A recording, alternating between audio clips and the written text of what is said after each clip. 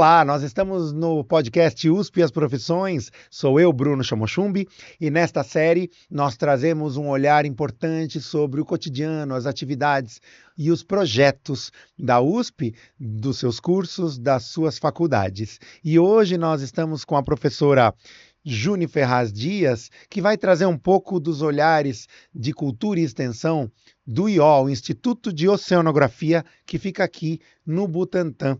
E desde 2001 a professora desenvolve uma série de projetos e acabou nesse tempo em que ingressa como professora se envolvendo muito nas atividades também de cultura e extensão, que vai trazer um pouco disso para a gente, vão mostrar para esses alunos, essas atividades, vão mostrando para esses alunos que eles podem ingressar na USP, que a USP é para eles.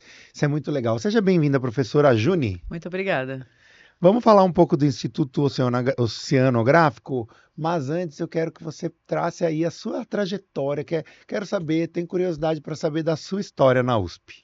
Bom, eu sou bióloga de formação aqui do Instituto de Biociências da USP mesmo, né? Mas sempre tive um olhar para o mar. Então, durante o meu curso, eu fiz disciplinas optativas no Instituto Oceanográfico, que ainda não tinha uma graduação em oceanografia, que é algo bem recente.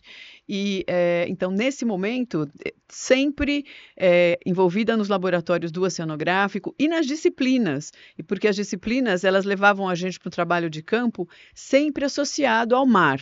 Então, eu já comecei desde cedo a pequenos embarques durante as disciplinas. Então, isso foi fazendo com que eu tivesse mais e mais vontade de trabalhar com o mar. Terminando a Biociências, eu fui fazer pós-graduação em oceanografia, né? Fiz mestrado e doutorado, trabalhei como funcionária também no Instituto e, depois de um tempo, concurso para professor. E hoje sou professora, né? Comecei em 2001, 2002 e junto com o curso de graduação. Então, né, naquele momento era necessário ter mais professores para dar aula de graduação e aí, então, ingressei como docente. Muito legal a história e, ao mesmo tempo, acompanhar uma sequência, né, de atividades que da biologia te levam ao Instituto de Oceanografia. Antes da gente falar das atividades práticas e da grade curricular básica que alcança a cultura, a extensão e a própria pesquisa, nós queremos saber um pouco dessas memórias que você tem, professora Juni, se você pode destacar algum momento assim de mais emoção ou de mais impacto que você teve nessa trajetória. Sei lá, você foi fazer uma viagem com os alunos e viu uma família de baleias, não sei, você deve ter um monte de coisa legal como professora ou até como pessoa mesmo, né? No âmbito mais geral. Que história você pode compartilhar com a gente? Olha, acho que enquanto eu fui aluna, eu tive professores muito bons, que eram do oceanográfico. Então, isso é mais inspirador ainda.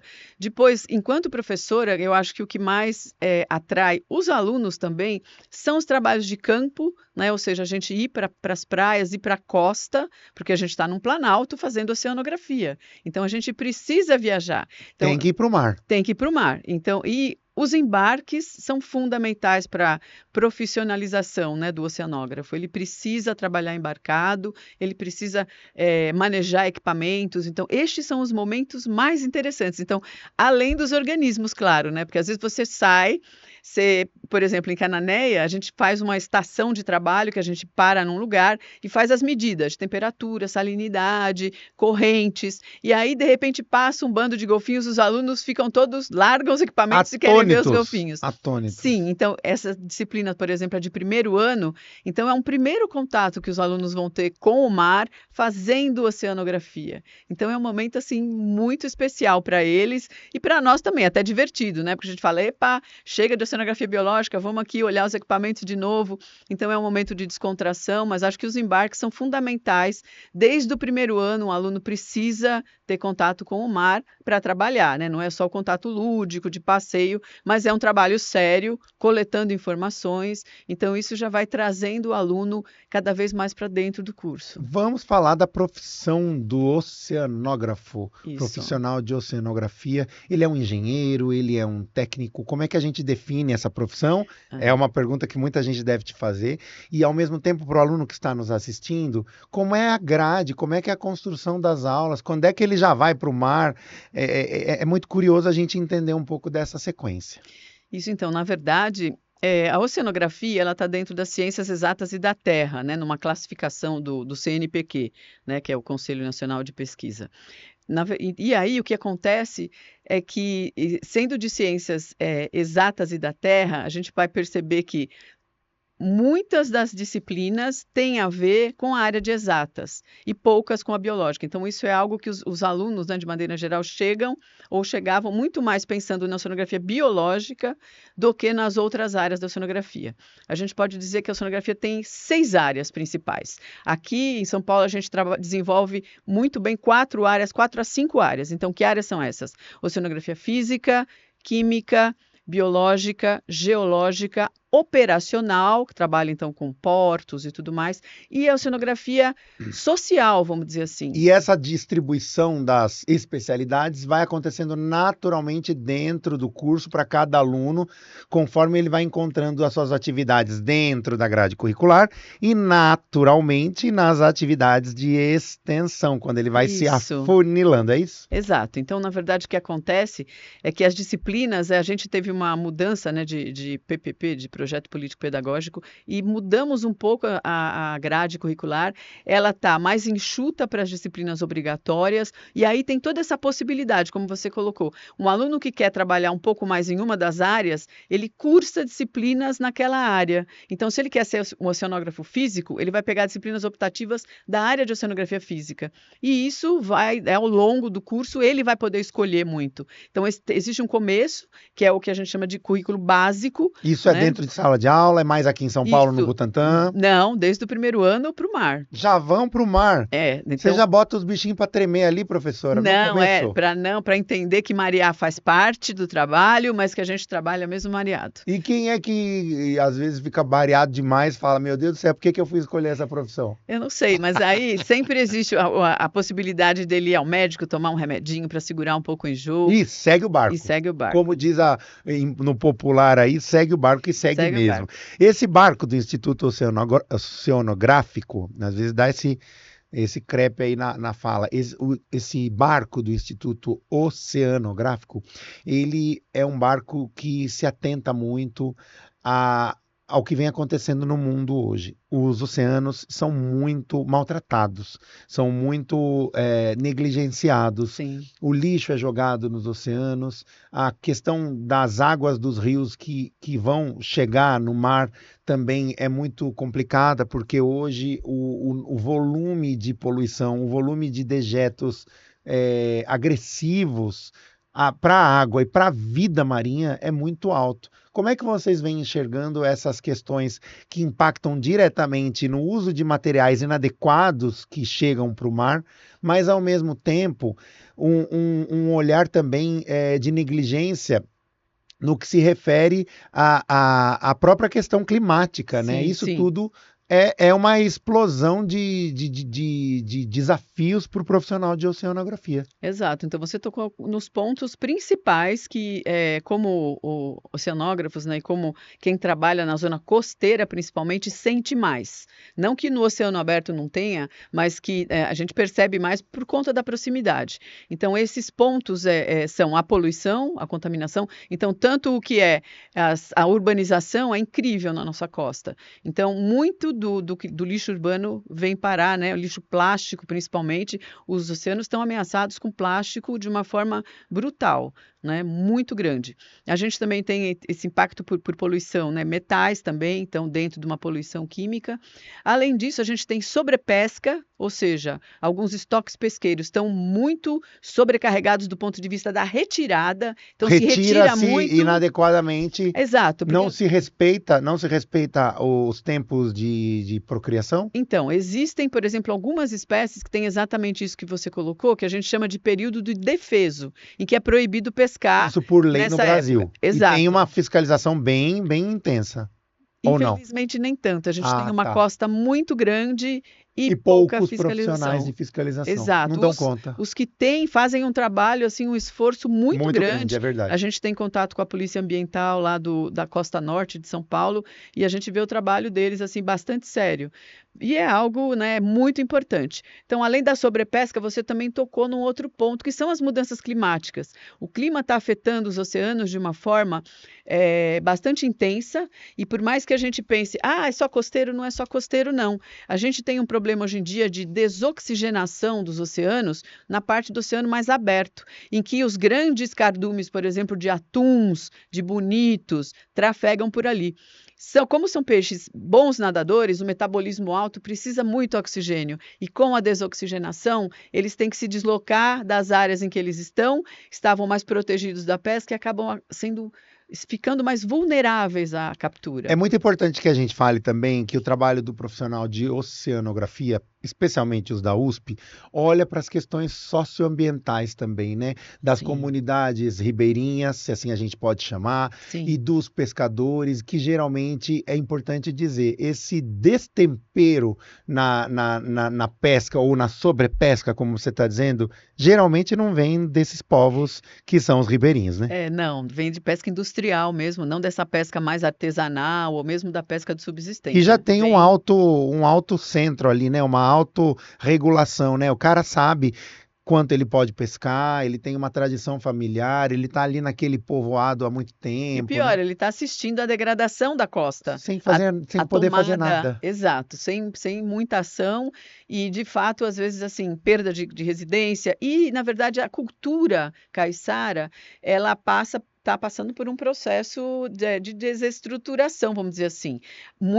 Existem grupos de trabalho que tentam resgatar isso muito, mas o fato é que quando um ribeirinho, um pescador que vive numa determinada área, é quase que obrigado a vender a sua casa para a construção, por exemplo, de um condomínio, alguma coisa De assim, luxo, de um não resort. foi apenas só a casa dele.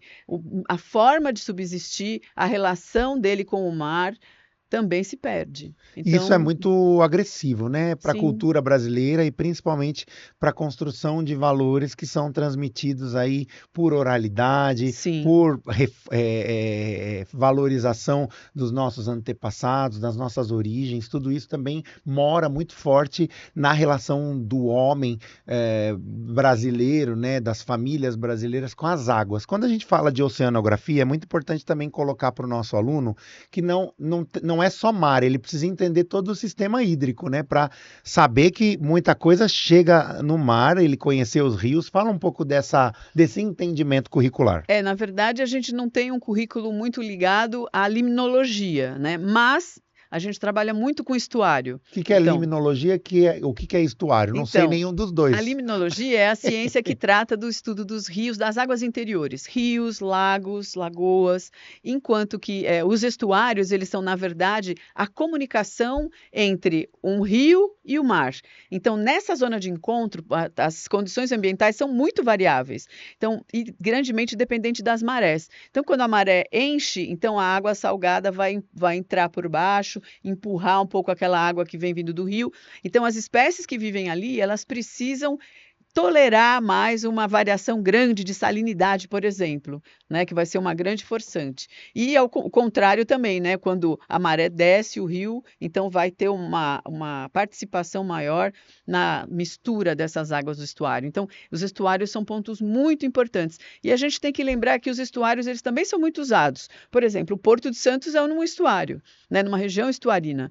E a região estuarina, normalmente, ela é berçário e infantário de muitas espécies de Ou camarões, de seja, tem peixes. toda uma delicadeza nessa região para Exato. tratar com a fauna, enfim, com toda a família de animais, né? As famílias de animais que estão ali nascendo, se reproduzindo. Isso. É uma situação delicada, né? Bastante, quer dizer, e não só para a área de oceanografia biológica, na área de oceanografia geológica também. Você imagina que um porto tem que ser dragado o tempo inteiro, né? O que é ser dragado? Tem que tirar tem que tirar a o areia que se sedimento. movimenta. Isso, tem que tirar o sedimento porque os navios vão entrar. Então, constantemente ele precisa ser arrastado Para esse retirar sedimento. aquela areia. Isso. E para onde vai isso? Isso vai ser jogado no mar, Ah, né? tá. Então precisa ter muita cautela onde se joga porque num porto normalmente você tem a água ali e os sedimentos são contaminados. E quando você faz essa dragagem, você acaba trazendo os animais junto. Revolve tudo e pior, quando você joga, você vai sufocar os animais que estão ali na superfície de onde esse sedimento vai ser E jogado. muitas vezes, quando você tira essa areia, essa água, enfim, esses animais, você também está levando essa contaminação que é do Sim. porto, que geralmente é muito contaminado, né? Por dejetos industriais, por esgoto, por uma Sim. série de coisas, para o alto mar. Mas e tem uma coisa legal, quer dizer, legal não, interessante. Do ponto de vista de você dragar o tempo inteiro uma área, você pode alterar a dinâmica desse sedimento. Então, por exemplo, em muitos locais, ali na saída do Porto de Santos, a gente tem vamos dizer assim, a região que tem areia, a areia está sendo removida. Então, existe uma dinâmica própria dos estuários que a gente precisa reconhecer, conhecer e respeitar quando for fazer qualquer tipo de construção. Aí entra, por exemplo, uma parte da oceanografia operacional que é bem importante, né? E que até um tempo atrás não era algo que se pensasse, né? A engenharia e tudo mais. Mas não é só a engenharia, não é só a possibilidade de construir. A gente tem que construir sabendo que o mar não vai destruir depois. Então, a Nossa, é um gente tem que desafio. ter esse entendimento e essa cooperação. Então, o oceanógrafo normalmente é um profissional que trabalha em muitas áreas do E esse, nesse conhecimento. caso que você está exemplificando, ele é um profissional que vai antever algumas questões, vai analisar outras, vai Sim, opinar em decisões muitas vezes administrativas, operacionais, de construção, de sim. operação, e será consultado no âmbito ambiental e no âmbito, de alguma maneira, também estrutural, de impacto da fauna, Isso. principalmente, né? Muito Aham. rico isso, né? Sim, muito rico. É um profissional que tem assim, uma gama de possibilidades de trabalho, né? Então, muito legal, muito importante. Bom, e aí a gente fala de algo que é muito interessante também destacar, que é que são as atividades De extensão. de cultura e extensão, né? Principalmente a de extensão. Extensão, pelo que a gente entende, é algo muito natural dentro desse instituto, né? Porque a prática está na extensão, né? Eu quero que você fale um pouco dos principais programas e projetos de extensão que vêm auxiliando os alunos e, ao mesmo tempo, contribuindo para que a permanência deles seja mais efetiva e, ao mesmo tempo, reforce essa relação que eles têm entre si. Os alunos de oceanografia são conhecidos como um dos institutos de maior união na USP, né? Porque eles estão sempre unidos, estão sempre trabalhando muito juntos, né? Uhum. É uma tradição já para o instituto. Conta um pouco para a gente dessas É atividades. legal. Então, as atividades de extensão, como você falou, elas são naturalmente importantes e a gente, exatamente por estar no Planalto, a gente tem essa necessidade, né, de levar o conhecimento que está sendo gerado na academia de uma forma simples, direta, né, inclusive mostrando usos diretos de toda a pesquisa. A gente faz isso, por exemplo, principalmente na base sul do Instituto Oceanográfico. Ele tem duas bases, uma na costa norte de São Paulo, em Ubatuba, e uma na costa sul, em Cananéia.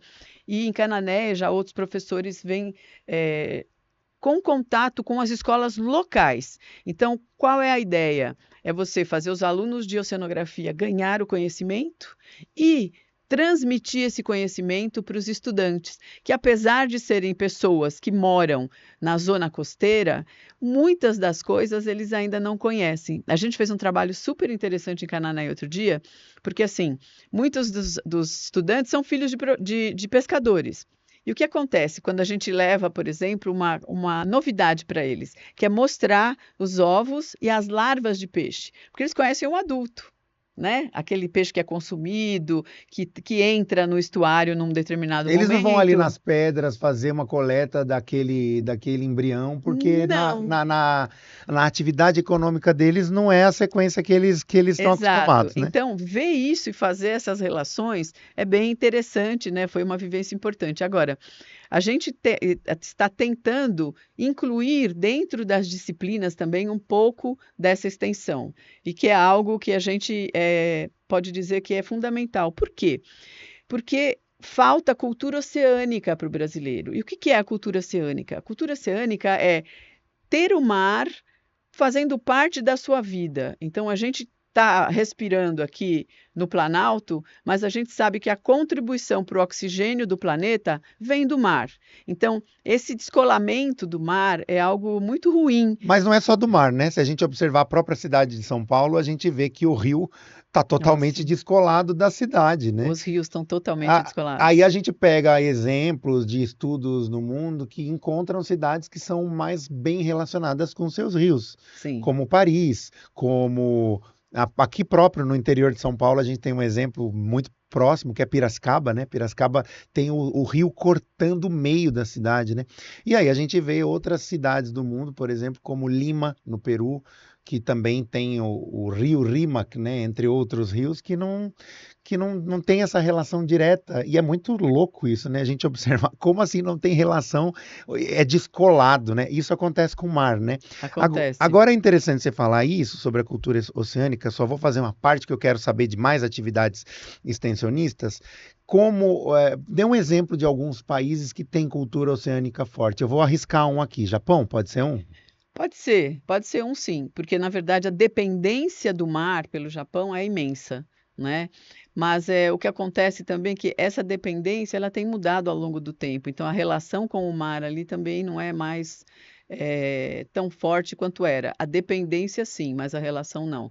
Porque, por exemplo, os pescadores, né? Os filhos dos pescadores não querem pescar mais. Já não querem. Certo? É algo que é natural também. As É uma gerações... crise de tradições, né? Sim, sim. E a gente tem que administrar isso também dentro da academia, né? Exato. A academia, o papel dela é muitas vezes observar esse fato, esse traço e organizar isso por meio das atividades. É um desafio, Sim. né, professora? Muito. E o Brasil está começando a ter boas ideias em relação a isso. Por exemplo, existem as chamadas escolas azuis. O que é uma escola azul? Não é uma escola só que está perto do litoral. Não, a gente tem escolas azuis aqui em São Paulo.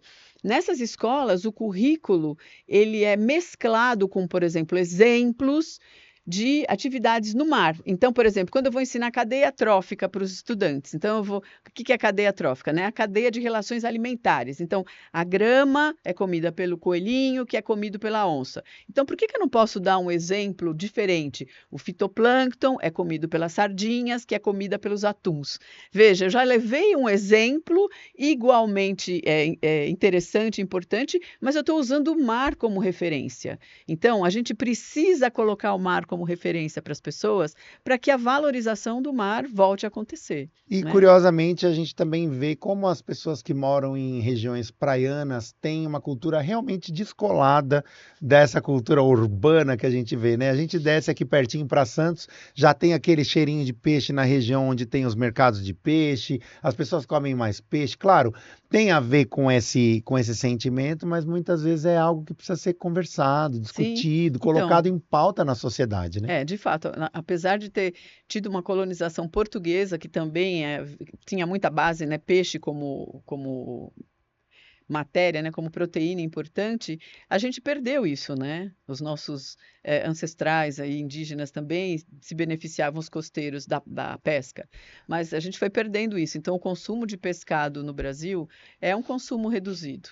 E mais importante ainda, a gente precisa de algumas coisas para o pescado ficar mais atraente. Por exemplo, rastreabilidade. De onde vem o pescado que eu estou consumindo?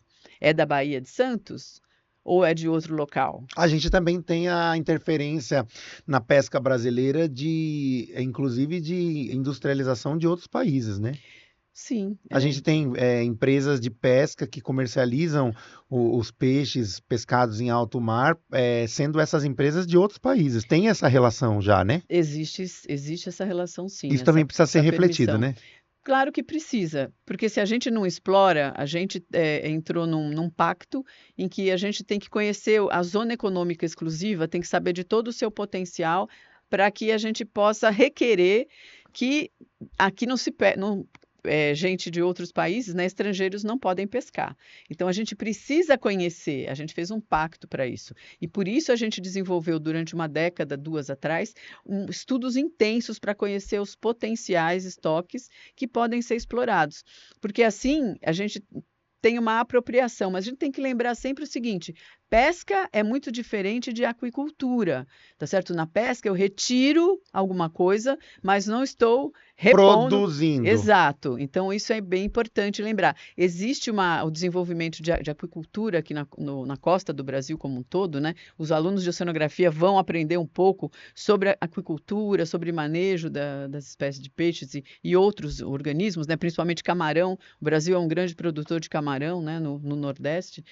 É importante, sim, porque é uma proteína interessante, mas a gente tem que pensar que os empreendimentos de aquicultura têm que ter uma relação muito séria com o meio ambiente onde eles se instalam.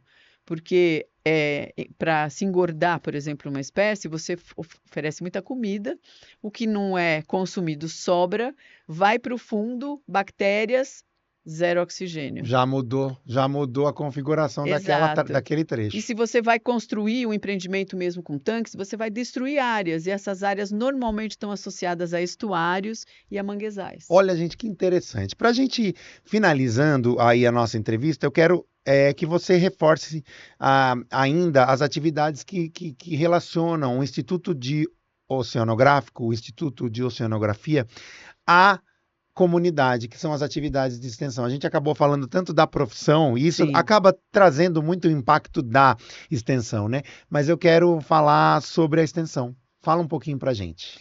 Falo sim. No Instituto Oceanográfico, a gente tem diversas formas de extensão. A gente tem, por exemplo, cursos de curta duração, de média duração, que são bem importantes, né? São cursos de difusão cultural e de extensão universitária. Além disso, a gente tem outras atividades em que, por exemplo, a gente leva o conhecimento para as praias, né? Como eu já disse, os alunos vão praticar aquilo que eles conhecem, né?